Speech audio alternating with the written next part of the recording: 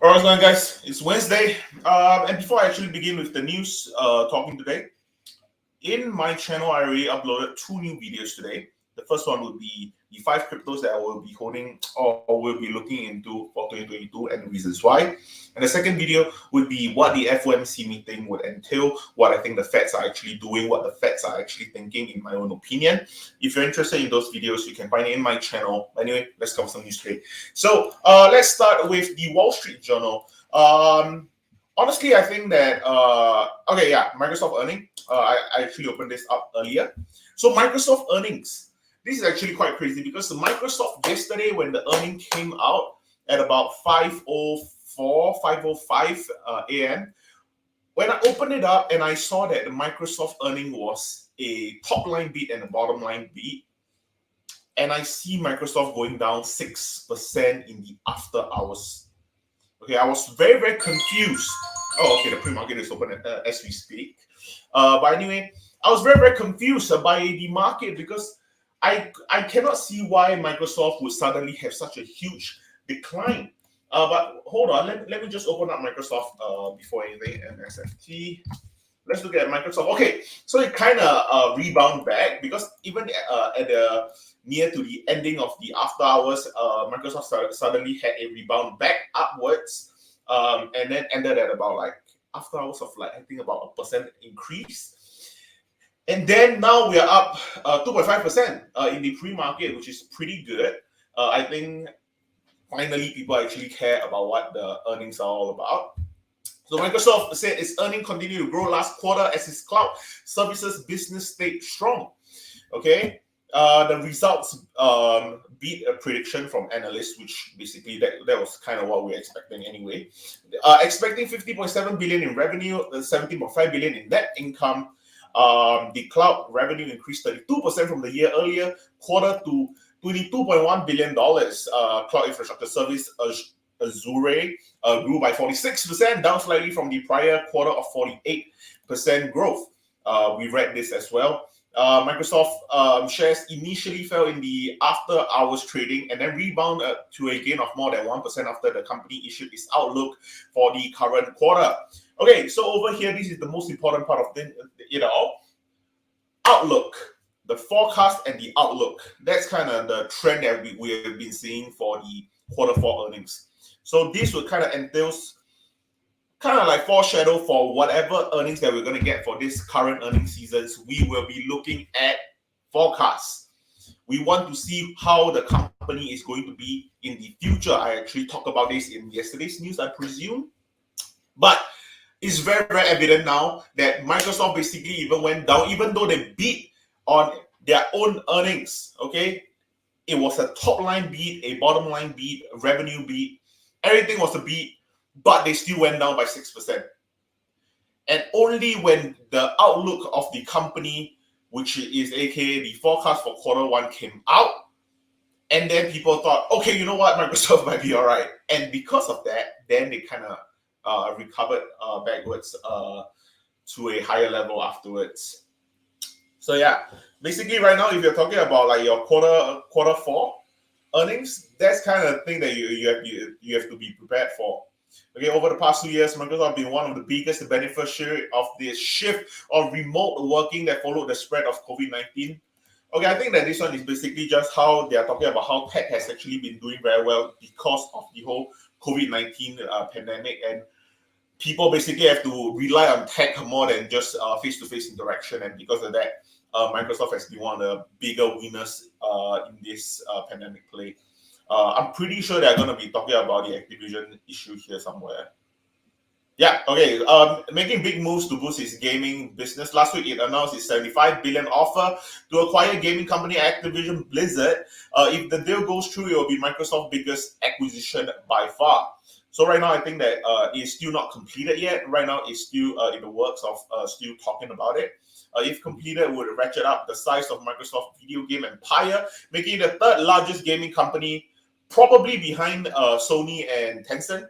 But yeah, the offer for Activision also highlighted Mr. Nadella's mission to reshape the company by leveraging its cloud infrastructure to grow in new markets. So similar to what I actually said before about how Microsoft probably wants to use this to kind of integrate with all the other services and trying to use games as one of the branching hands out, which I think it makes a lot of sense. But other than that, it's probably just boring. Yeah, boring. Okay, Bloomsburg. I think Bloomsburg is quite boring today. There's not really much news. And usually all this news kind of come in a little bit later at night. But I will be having a dinner later on, so I probably have to get this news out of the way before anything. But yeah, let's look at. Ooh, what's this? China to start 3-year crackdown on money laundering. Okay. More regulatory efforts. Stop the spreading trend of money laundering and other related crimes. Okay. In June, police arrested over. Okay, I think this is a bit boring. Boring. All right, let's see. What else do we have? Pepsi faces calls for boycott over 15,000 donation to Texas Republicans. Yeah, politics stuff, I guess. Normal.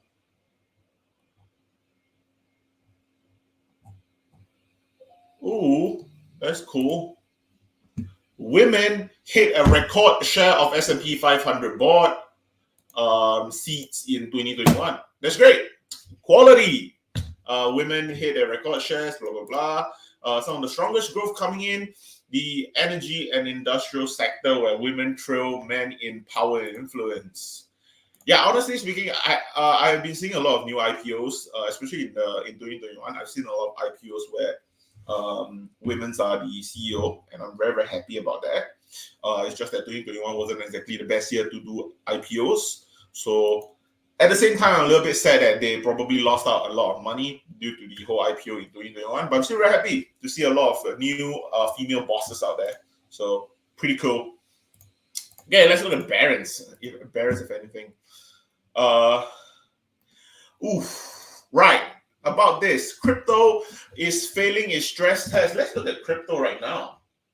All right, just to give you guys an update. Right now, Bitcoin at $37.7 thousand, Ethereum at $2.493 thousand, Polkadot at $18.84, Dogecoin at 14.5 cents, Cardano at $1.05, Shiba Inu still around the same 0.000021.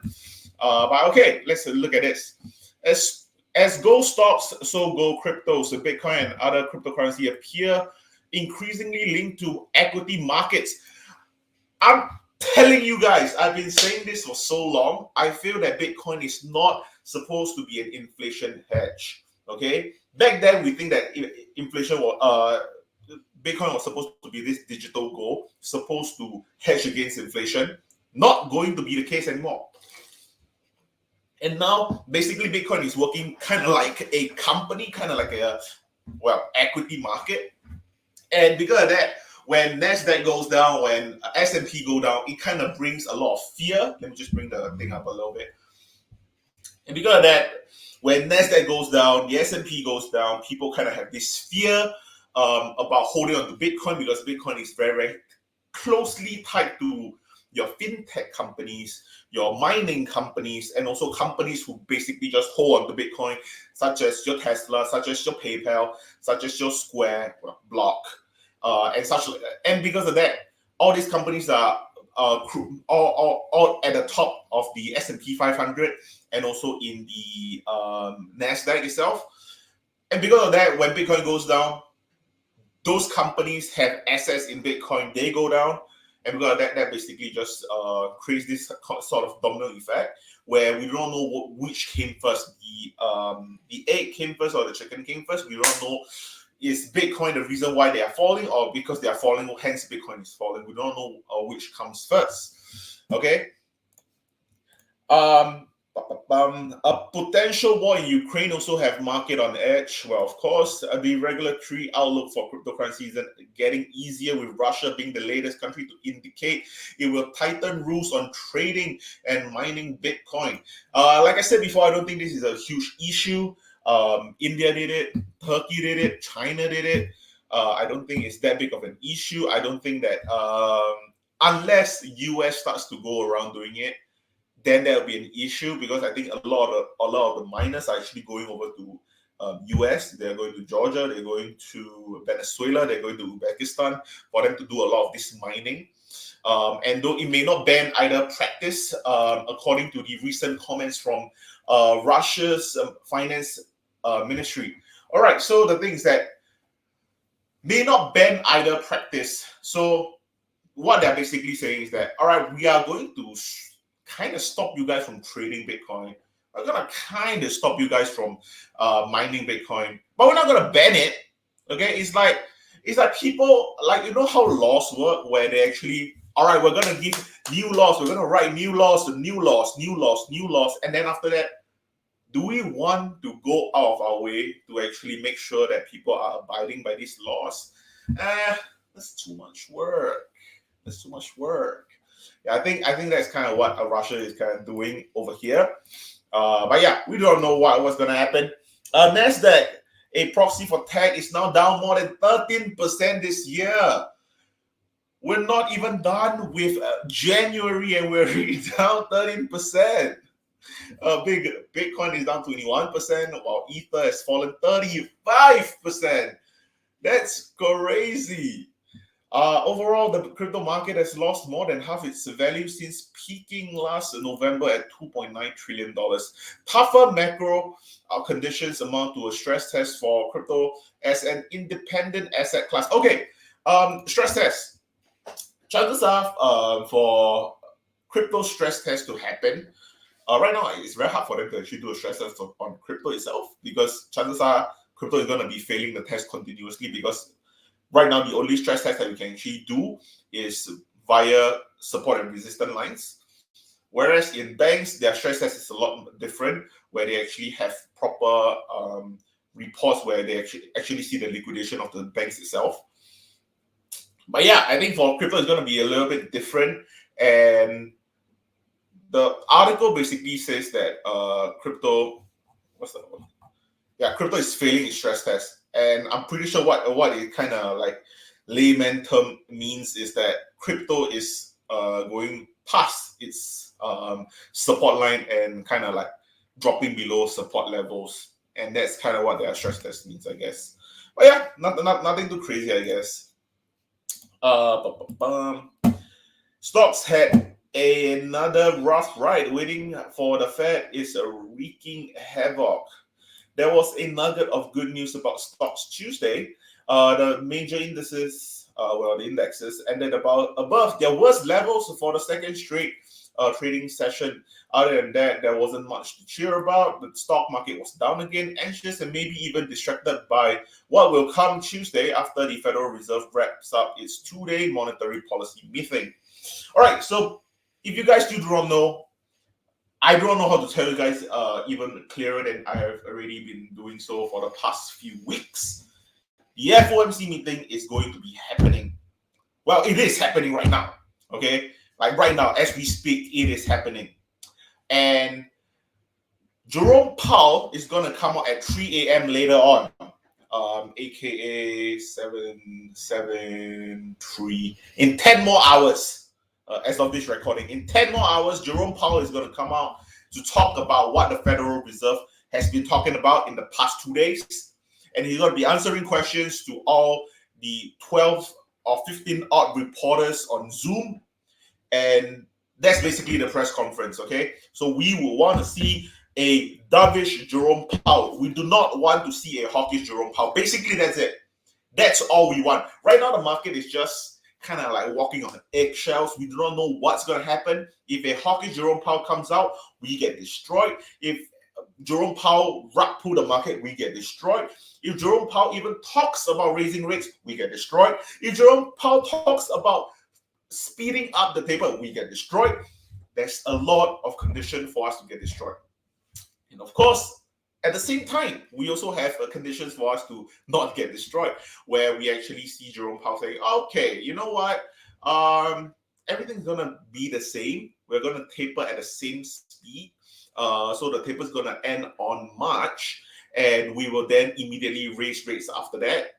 Basically, the same exact tonality that we had in the December FOMC. If that happened, then I think we'll be fine. The market will basically be like, okay, we still have another 2 months of free money. We still got 2 months of free money. Let's go higher and higher. Then you will suddenly see at about 3:30 to 3:40 a.m.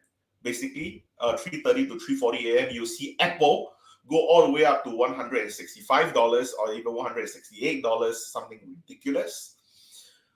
But if we don't see that, we can easily see Apple drop down all the way to $150. That's how crazy this FOMC meeting can be. And for people who still think that the FOMC meeting is not important, the CPI is not important, those people usually are people who are in crypto and they think that, yeah, technical analysis and fundamental analysis is all we need. We just need to know how good a project is, how good the coin is. Bruh, right now, this meeting can easily destroy every equity market, every cryptocurrency, bonds market, your commodities market. Anything can be destroyed because of this. Because right now we do not know what the Federal Reserve wants to do. Of course, we are not saying that the Federal Reserve should hold this sort of power when it comes to trading in the free market. But that's kind of what it is right now, and that's why people are just more worried of what the Federal Reserve is going to do. But anyway, I think basically that's all we have for news itself. I don't really see a lot of things. Yeah, this kind of lame.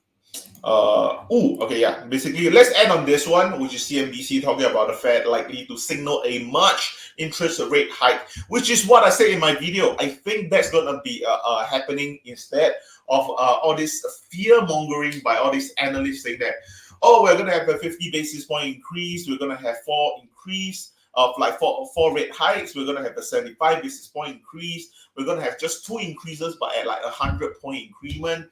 I don't know. I just feel that the Feds probably want to continue signaling this March interest rate hike, and I think that's going to be normal. Okay, yeah, I don't think they're going to be spooked by this. They need to tighten financial conditions so they can have a better handle on inflation.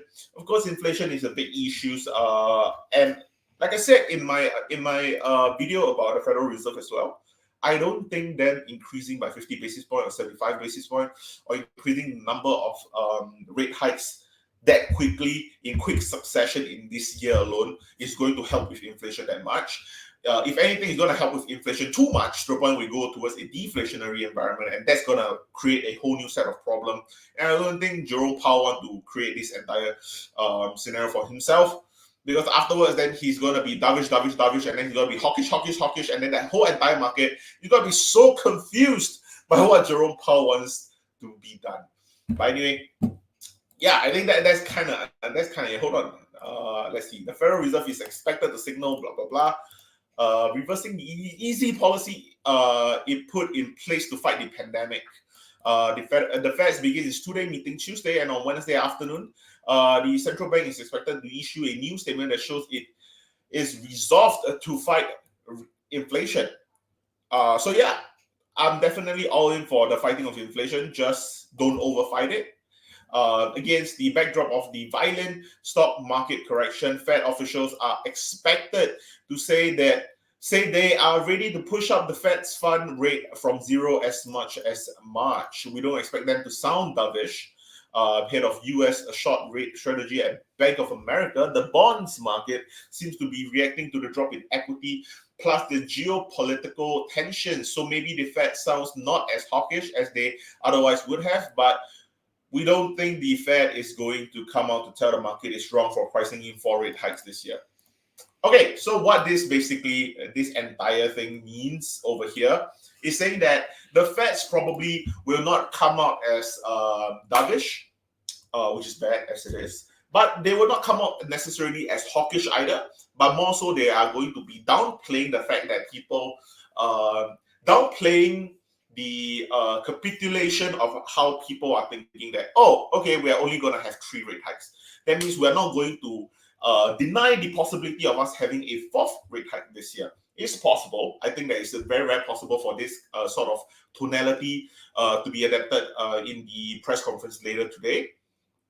But yeah, I'm not very sure if Jerome Powell is going to actually weigh in on the geopolitical concerns. I'm pretty sure there's going to be questions asking for Jerome Powell to weigh in on that. But I'm not sure if the Federal Reserve are going to do much about it. Other than the fact that they are just going to be talking mostly about inflation. I believe so. But yeah, I don't think that this analyst is actually wrong about it. I think that it is very, very possible for Jerome Powell to basically be telling people, don't think that we are not gonna do a fourth rate hike. Okay, it's still possible that we want to do a fourth rate hike. Okay, just keep this in mind, just in case. Because if inflation do go crazy again, especially in the near future, let's talk about, like, let's say in February and March, if we suddenly see 0.6, 0.7% continuously, that means that we are still on route to getting almost an 8% inflation. And because of that, Jerome Powell might be, okay, you know what? Let's do another increment, or he might basically just be like, maybe we can do a 50 basis point. And at that point, it might actually make sense. But yeah, basically that's kind of what it is. The rest of it is kind of, yeah, the rest are all just things that we already know of. But yeah, but anyway, that's all I have for today's news. Right now, the final look at the market before I actually end this video. Let's look at the pre-market. Marathon Digital is up because Bitcoin is up. Texas Instrument, after their earnings yesterday, they're up. Okay, let's look at the losers. Actually, I want to look at the losers.